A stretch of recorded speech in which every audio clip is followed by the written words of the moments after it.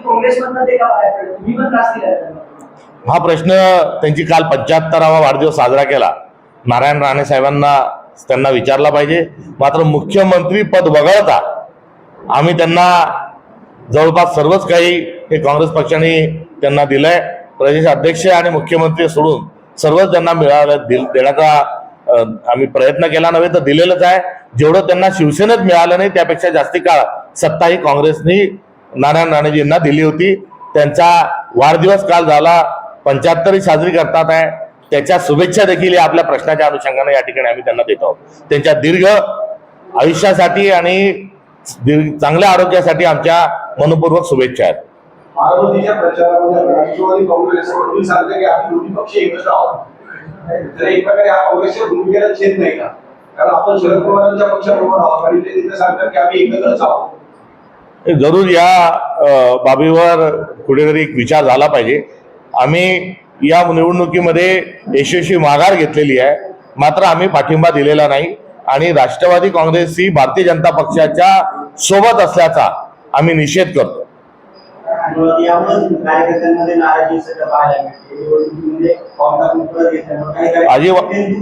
कुठे काही कार्यकर्त्यांचा नाराजीचा हा कुठेही प्रश्न नाही. किंबहुना बारामतीच्या सर्व कार्यकर्त्यांना विश्वासात घेऊन हा निर्णय आम्ही घेतलेला आहे. नवे तर काल बारामती मुक्कामी त्या ठिकाणी जाऊन आम्ही सर्व कार्यकर्त्यांशी याबाबत चर्चा देखील केलेली आहे आणि या निर्णयामध्ये आमच्या कार्यकर्त्यांची, बारामतीतील सर्व आमच्या सहकाऱ्यांची आणि पक्षातल्या सर्व आमच्या आदरणीय नेत्यांची यामध्ये सहमती आहे. हा मुळातच निर्णय जो आहे हा सर्वसंमतीने झालेला आहे. नाही, त्या ठिकाणी आमचे 2 मित्रपक्ष उभे आहेत. अजून मला अद्यापपर्यंत त्या ठिकाणचं कुठलंही निमंत्रण आलेलं नाही. मात्र वंचित बहुजन आघाडी हाही आमचा एक मित्रपक्ष आहे, त्याचाही त्या ठिकाणी उमेदवार आहे आणि राष्ट्रवादी काँग्रेस पक्षाचाही उमेदवार हा त्या ठिकाणी आहे. त्यामुळे नेमकेपणानं भूमिका काय असली पाहिजे या संदर्भात महाराष्ट्रातल्या सर्व नेत्यांशी मी आज आणि उद्या चर्चा करणार आहे. पुणे शहराच्या पुण्याला 2 शहरापेक्षा असं जास्त प्रकारे चर्चा सुरू आहे. काय संघटनात्मक बाब आहे. संघटन सृजन नावाची एक प्रक्रिया सुरू आहे आणि त्या प्रक्रियेमध्ये जे आमचे केंद्रीय निरीक्षक आणि महाराष्ट्राचे जे आमचे असणारे प्रभारी जे आहेत यांच्याशी चर्चा करून या संदर्भात निर्णय घेण्यात येईल. आपण विधानसभा निवडणुकीनंतर घोषणा केली होती की काँग्रेसला चांगले दिवस आणण्यासाठी आम्ही लोकांमध्ये जाऊन काम करणार. प्रत्यक्षात त्या कार्यक्रमांची अंमलबजावणीचा काही आढावा घेता येईल? हो, त्यानंतर सातत्याने प्रशिक्षणाचा, आंदोलनाचे आमचे उपक्रम सुरू आहेत. आपण सांगितल्या त्याच्यानंतर आपण जर आमचे गतकाळातले कार्यक्रम बघितले असतील, आंदोलन बघितले असतील तर निश्चित आपल्याला त्यातला जो बदल आहे तो जाणून येईल. ज्या कार्यकर्त्यांना, ज्या नेत्यांना आम्ही नगरपालिका, महानगरपालिका, जिल्हा परिषदांची तिकीट दिली होती, या सर्वांचा प्रशिक्षणाचा कार्यक्रमही सुरू आहे.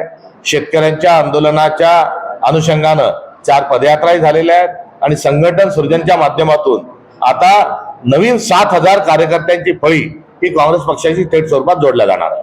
नवीन चेहरे आपण देणार आहोत. हो, 7,500 काँग्रेसचे नवीन पदाधिकारी संघटन सृजनच्या माध्यमातून पक्ष संघटनेशी जोडल्या जाणार आहोत आणि यातील बहुतांश जे आहेत हे नवे चेहरे राहतील.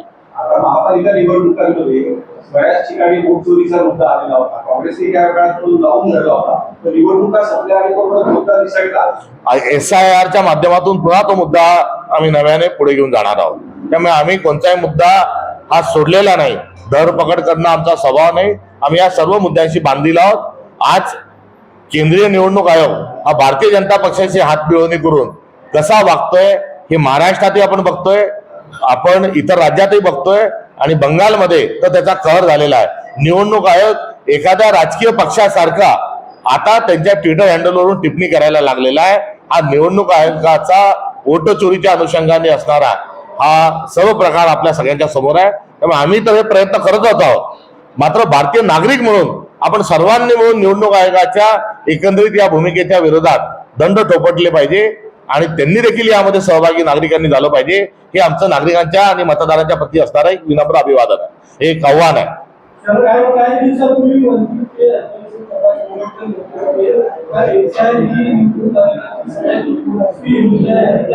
तीन कोटी मतदारांनी नाव नोंदवलं. मला कसं वाटतं हो, निश्चित आंबेडकर साहेबांनी जे सांगितलंय त्यामध्ये तथ्य आहे, अर्थ आहे आणि या संदर्भामध्ये आम्ही देखील प्रयत्न करत आहोत.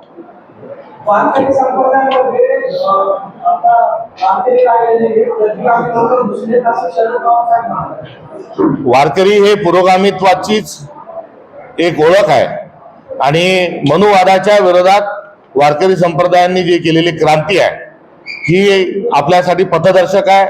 एवढंच नव्हे तर वारकरी संप्रदायाने पहिल्यांदा बहुजन समाजाचे संत ही समाजाला दिली. बहुजन हिताचा विचार जो आहे हा पुढे रेटला.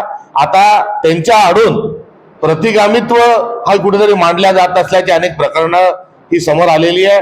त्यामुळे या संदर्भामध्ये एक मोठी चर्चा करण्याची आवश्यकता आहे. मात्र मुळात वारकरी संप्रदायाचा जो विचार आहे आणि भारताच्या संविधानाचा विचार हा एक आहे आणि प्रतिगामित्वाचा आणि स्पृश्य अस्पृश्यतेचा, स्त्री पुरुष असमानतेचा जो विचार आहे तो विचार हा मनुवादाचा विचार आहे, तो राष्ट्रीय स्वयंसेवक संघाचा विचार आहे.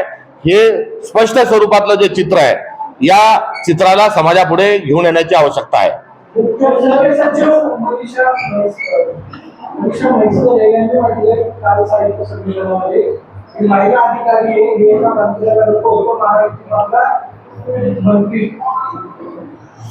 स्त्री पुरुष समानता हा वारकरी संप्रदायाचा, पुरोगामी विचाराचा, शिवशाहू फुले आंबेडकरांचा आणि भारताच्या संविधानाचा विचार आहे.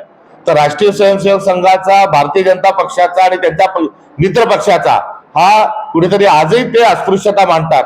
आजही ते कुठेतरी स्त्री पुरुष असमानता नाकारतात आणि जातीवाद हा त्यांना मान्य आहे. उच्च निश्चयता आणि काही विशिष्ट समाजाचीच मक्तेदारी ही कायम ठेवावी हा भारतीय जनता पक्षाचा आणि संघाचा विचार आहे.